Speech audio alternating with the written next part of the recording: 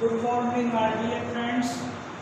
मरुधर महाविद्यालय की ऑनलाइन कक्षाओं में आपका स्वागत है। हम बीएससी फाइनल ईयर की क्वांटम मैकेनिक्स फिजिक्स के बारे में अध्ययन कर रहे थे। किसके बारे में अध्ययन कर रहे थे? बीएससी फाइनल ईयर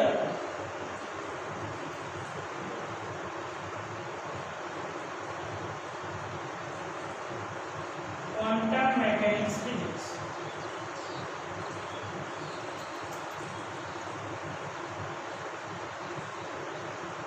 इसमें सबसे पहले हमने basic concept of quantum theory के बारे में अध्ययन किया। किसके बारे में अध्ययन किया? Basic theory of quantum mechanics के। तो प्यारे विद्यार्थियों, ये हमारे पहले अध्याय की बातें चल रही थी। पहले अध्याय में हमने सबसे पहले क्वांटम यांत्रिकी का विकास कैसे हुआ, इसका विकास करने की हमारे को आवश्यकता क्यों पड़ी, इससे पहले हम कौन सी फिजिक्स के बारे में अध्ययन करते थे। तो ये बातें हमने इस लेसन में पढ़ी है। इन सभी का निष्कर्ष आज हम पढ़ेंगे कि क्वांटम यांत्रिकी जो भौतिकी थी वो कहाँ कहाँ सफल हुई। तो ये अध्ययन आज हम इस क्लास में करने वाले हैं। लास्ट क्लास में हमने जो रेले जीन्स का विकिरण नियम था, विकिरण नियम, वीन का विकिरण नियम पढ़ा, रेले जीन्स का विकिरण नियम पढ़ा, प्लांक की परिकल्पना पढ़ी, ये हम अध्ययन कर चुके हैं। प्लांक की औसत ऊर्जा का अध्ययन भी कर चुके हैं। तो इनमें क्वांटम मैकेनिक्स को कहाँ कहाँ सफलता मिली, किस रूप में सफलता मिली, वो अध्ययन आज हम इस क्लास में करेंगे। तो सभी विद्यार्थियों, नोटबुक आपने परचेज कर ली होगी। अभी तक का जो भी पढ़ाया है आपको नोटबुक में रफली तरीके से नोट भी कर लिया होगा। लेसन आज हमारे फर्स्ट लेसन कंप्लीट होगा, यूनिट कंप्लीट नहीं होगी। लेसन कंप्लीट होते ही आप उसको नोट्स के रूप में लिखेंगे, नोट्स बनाएंगे अपनी कॉपी में और उनका अध्ययन करेंगे। नोट्स किस रूप में बनाना है? सबसे पहले आप लिखोगे टॉपिक क्वांटम यांत्रिकी का विकास। वो हमने क्या पढ़ा था कि भाई 19वीं शताब्दी के प्रारंभ, 17वीं 18वीं शताब्दी में हमने क्लासिकल मैकेनिक्स का अध्ययन किया। तो हमारे वैज्ञानिकों ने ये सोचा कि इन नियमों के द्वारा प्राकृतिक घटनाओं का अध्ययन किया जा सकता है, लेकिन उसके बाद में काफ़ी प्रभाव ऐसे जैसे कंप्यूटर प्रभाव, प्रकाश का विद्युत प्रभाव आदि नियम ऐसे थे जिनके हम अध्ययन नहीं कर पा रहे थे उन नियमों की सहायता से, क्लासिकल मैकेनिक्स की सहायता से। तो हमारे को नए नियम उत्पन्न करने की आवश्यकता पड़ी और वो काम किसने किया? प्लांक ने किया, मैक्स प्लांक ने किया। तो ये लिखोगे। उसके बाद में हमने कृष्णिका पढ़ी, उसका कोटर प्रयोग पढ़ा, कोटर प्रयोग लिखोगे। कोटर प्रयोग के बाद में एनर्जी, जो हमने मीन एनर्जी निकाली है। फिर रेले जीन्स और वीन का विकिरण नियम की सफलता असफलता। उसके बाद में जो कल हमने पढ़ा था कि इनको कैसे उत्पन्न किया जाता है और इनका जो है सूत्र होता है वो क्या प्राप्त होता है। डियर स्टूडेंट्स, ऐसे आपको लिखना है। आज का हमारा टॉपिक है क्वांटम यांत्रिकी की सफलता। क्वांटम यांत्रिकी की सफलता कि क्वांटम यांत्रिकी की सफलता कहाँ कहाँ हमारे को किन किन नियमों में लगाने पर प्राप्त हुई। डियर स्टूडेंट, सबसे पहले मैक्स प्लांक के नामक वैज्ञानिक ने एक विकिरण सूत्र दिया। कौन सा सूत्र दिया?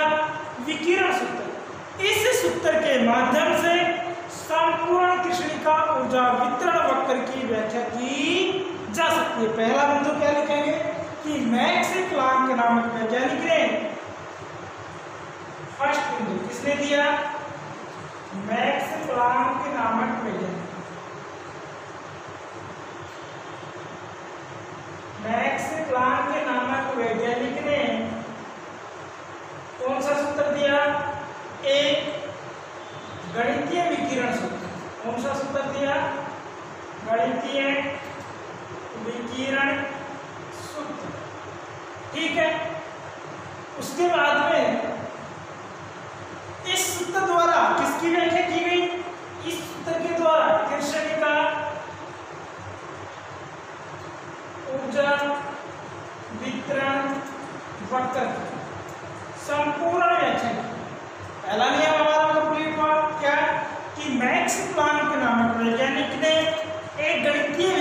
सूत्र दिया जिसकी सहायता से कृष्णिका ऊर्जा वितरण वक्र की व्याख्या की जा सकती है। और क्वांटम मैकेनिक्स में एक अद्भुत परिणाम रहा है। क्या रहा है? एक अद्भुत परिणाम रहा। उसके बाद में जो प्लांक का विकिरण सूत्र था वो क्या था? u lambda d lambda equal to क्या प्राप्त हुआ था हमारे को? 8 पाई hc अपॉन लैम्डा 5 और 1 अपॉन e की पावर hc अपॉन लैम्डा के टी -1 डॉट डी लैम्डा। ये सूत्र मैक्स प्लांक के द्वारा दिया गया कि मैक्स प्लांक का जो विकिरण सूत्र था वो u lambda d lambda equal to 8 pi hc upon lambda 5 तो 1 अपॉन e की पावर hc अपॉन लैम्डा के टी -1 डॉट डी लैम्डा के रूप में मैक्स प्लांक नामक वैज्ञानिक ने एक विकिरण सूत्र उत्पन्न किया। इस विकिरण सूत्र के तीसरा बिंदु क्या लिखोगे? दूसरा विकिरण सूत्र हो गया। तीसरा, इस विकिरण सूत्र की व्याख्या करने के लिए मैक्सवेल बोल्ट्जमान सांख्यिकी का पालन किया जाता है। किसका पालन किया जाता है? मैक्सवेल बोल्ट्जमान सांख्यिकी का पालन किया जाता है। इस सांख्यिकी के माध्यम से कृष्णिका में जो उपस्थित दोलक हैं उनकी संख्या याद की जाती है। तो डियर स्टूडेंट्स, जो थर्ड नियम था वो क्या बताया गया है कि प्लांक के विकिरण सूत्र की व्याख्या करने के लिए मैक्सवेल बोल्ट्जमान सांख्यिकी का पालन किया जाता है। और इस सांख्यिकी के द्वारा क्या किया जाता है? कृष्णिका में जो उपस्थित अपने दोलक होते हैं उनकी संख्या भी याद की जा सकती है। तो 3 नियम हमारे हो गए। उसके बाद में क्वांटम मैकेनिक्स कहाँ तक मतलब सफल हुआ?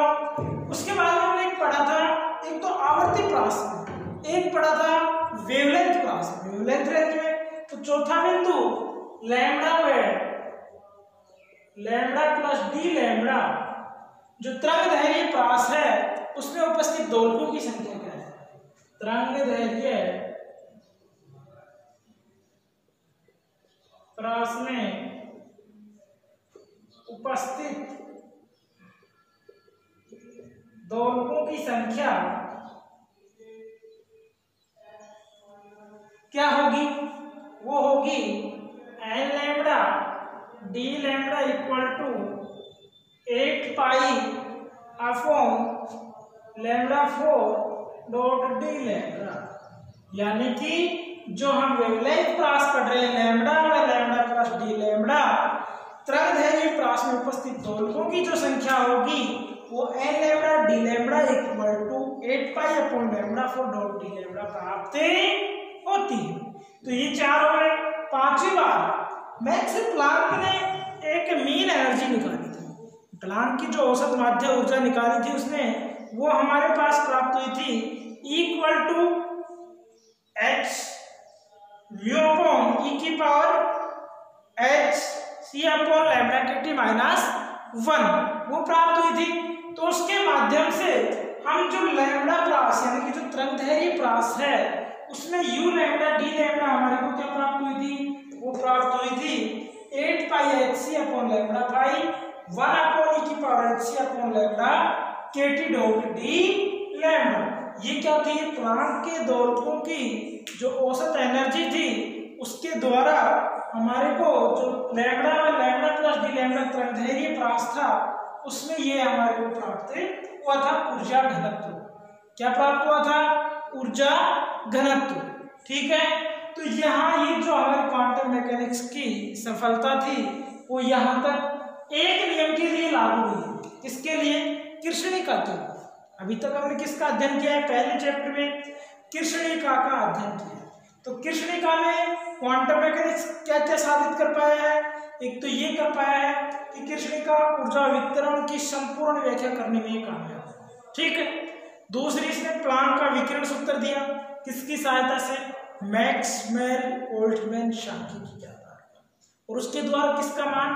यानी कि किसी भी कृष्णिका में उपस्थित दोलकों की संख्या का मान यहाँ तय किया जा सकता है। ये भी इसने बताया। इसने आवर्ती प्राश और तरंगदैर्घ्य प्राश में उपस्थित दोलकों की संख्या भी बताई और प्लांक के द्वारा जो एनर्जी का मान यानी कि माध्य ऊर्जा का मान प्राप्त किया जाता है वो भी ये बताने में सफल रहा। तो सभी विद्यार्थियों ये अपना पहला लेसन कंप्लीट हुआ, यानी कि यूनिट फर्स्ट का जो प्रथम अध्याय है वो कंप्लीट है। इसमें हमने 5-6 टॉपिक पढ़े हैं। इन सभी को आपको अपनी बुक में मतलब नोटबुक जो ली है उसमें मेंटेन करना है और उसका अध्ययन करना है। इसके बाद में हम क्वांटम मैकेनिक्स में जो लेसन सेकंड पढ़ेंगे वो आपका है फोटो इलेक्ट्रिक इफेक्ट। क्या है? फोटो इलेक्ट्रिक इफेक्ट, प्रकाश विद्युत प्रभाव।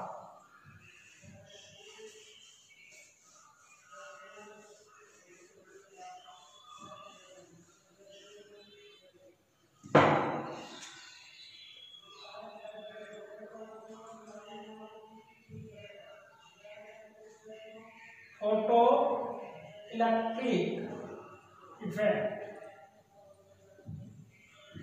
प्रकाश विद्युत प्रभाव। क्वांटम मैकेनिक्स में सबसे पहला टॉपिक हमने पढ़ा है कृष्णिका, उसका ऊर्जा वितरण वक्र, उसकी संपूर्ण व्याख्या क्वांटम मैकेनिक्स के द्वारा सफल की हमने। उसके बाद में जो सेकंड टॉपिक है आपका वो है प्रकाश विद्युत प्रभाव। उसके बाद में हम अध्ययन करेंगे क्वांटम प्रभाव। तो प्यारे विद्यार्थियों, लेसन नंबर 2 है, आपको टॉपिक डालना फोटो इलेक्ट्रिक इफेक्ट। अब आप पहले भी पढ़ा होगा कि जो फोटो इलेक्ट्रिक इफेक्ट होता है ये क्या होता है। सबसे पहले 1887 में कौन से वैज्ञानिक ने, हर्ट्ज वैज्ञानिक ने विद्युत चुंबकीय जो तरंग होती हैं उनकी उत्पत्ति को अपने प्रायोगिक अध्ययन के द्वारा याद किया। और उसने क्या यूज किया? उसने एक विसर्जन नली का यूज किया जिसमें पराबैंगनी प्रकाश की किरणें जब उस पर आपतित करवाई जाती हैं यानी कि तो नली में विसर्जन बहुत सरलता से होता है। यानी कि हर्ट्ज ने यह प्रयोग किया, 1887 ईस्वी में किया। एक विसर्जन नली का उपयोग किया और उस पर यानी कि जब कैथोड की जो एक प्लेट होती है उसमें पराबैंगनी किरणों को आपतित करवाया जाता है तो इस विसर्जन नली में ये जो विसर्जन होता है ये बहुत सरलता से हो जाता है। इसके बारे में हम अध्ययन करेंगे। और प्रकाश प्रभाव की साधारण परिभाषा आपने पढ़ी होगी। क्या पढ़ी है? कि जब भी किसी धातु की प्लेट पर क्या जिसमें मुक्त इलेक्ट्रॉन पाए जाएं, कोई विशिष्ट तरंगदैर्घ्य या आवर्ती का प्रकाश डाला जाता है तो क्या होते हैं? इलेक्ट्रॉनों का उत्सर्जन होता है।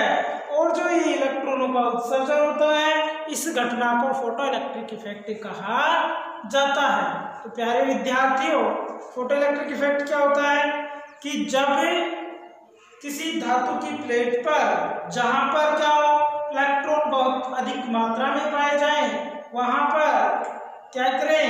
विशिष्ट तरंगदैर्घ्य या आवर्ती का प्रकाश डाला जाता है तो उसमें क्या होता है? इलेक्ट्रॉनों का उत्सर्जन होता है। और इलेक्ट्रॉनों को उत्सर्जन होने की इस घटना को हम क्या कहेंगे? प्रकाश विद्युत प्रभाव कहते हैं। यानी कि ऐसा आपने पढ़ा, ये कोई धातु की प्लेट है, यहां से जब प्रकाश डाला जाता है तो ये इलेक्ट्रॉनों का उत्सर्जन होता है।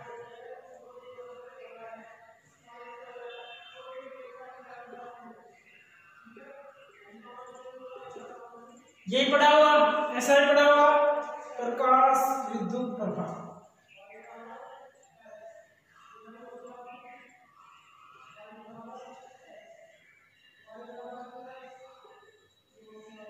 सबसे पहले इसकी जो साधारण बात थी वो क्या बताई कि 1887 ईस्वी में हर्ट्ज नामक वैज्ञानिक ने विद्युत चुंबकीय तरंगों की उत्पत्ति के अपने प्रायोगिक अध्ययन करते समय या प्रयोग करते समय यह पाया कि विसर्जन जो नलिका होती है कि कैथोड पर जब पराबैंगनी किरणों को या पराबैंगनी प्रकाश की किरणों को आपतित करवाया जाता है तो क्या होता है, नली में विसर्जन बहुत सरलता से हो जाता है। और हर्ट्ज ने इस प्रेक्षण पर ध्यान नहीं दिया, क्या, लेकिन हर्ट्ज ने इस प्रयोग पर ध्यान नहीं दिया। वैज्ञानिक होलवास ने, कि कौन कौन से ने, होलवास, लेनार्ड ने, वैज्ञानिक जो क्या था, होलवास और लेनार्ड। सबसे पहले तो किसने किया, हर्ट्ज ने, कब, 1887। क्या बताया इसमें कि कोई भी जो विसर्जन नलिका होती है विद्युत चुंबकीय तरंगों के, इसने प्रायोगिक अध्ययन किया। उसकी उत्पत्ति में इसने ये पाया कि किसी भी विसर्जन नलिका के कैथोड पर क्या करवाया जाता है, जब पराबैंगनी प्रकाश की किरणों को आपतित करवाया जाता है तो इस विसर्जन नली में जो विसर्जन होता है वो अत्यधिक सुगमता से होता है, लेकिन इसने इस पर ध्यान नहीं दिया। लेकिन होलवास और लेनार्ड ने इस प्रयोग को आगे बढ़ाया और उन्होंने एक नली ली, उसमें पराबैंगनी प्रकाश किरणों को आपतित करवाया, तो देखा कि वो जो इलेक्ट्रॉन होते हैं उनका उत्सर्जन होता है, और ऐसे इलेक्ट्रॉनों के उत्सर्जन की जो घटना होती है वो प्रकाश प्रभाव कहलाती है। और इसकी जो परिभाषा है वो किस रूप में लिख सकते हैं कि जब किसी धातु की प्लेट जिसमें इलेक्ट्रॉन बहुत अधिक मात्रा में पाए जाए उस पर क्या कराया जाए, विशिष्ट तरंगदैर्घ्य आवृत्ति का प्रकाश डाला जाता है, तो उसमें से इलेक्ट्रॉनों का उत्सर्जन होता है। और इलेक्ट्रॉन उत्सर्जन की इस घटना को प्रकाश का विद्युत प्रभाव कहा जाता है। तो डियर स्टूडेंट्स, आज तक आपको यहाँ तक अध्ययन करना है।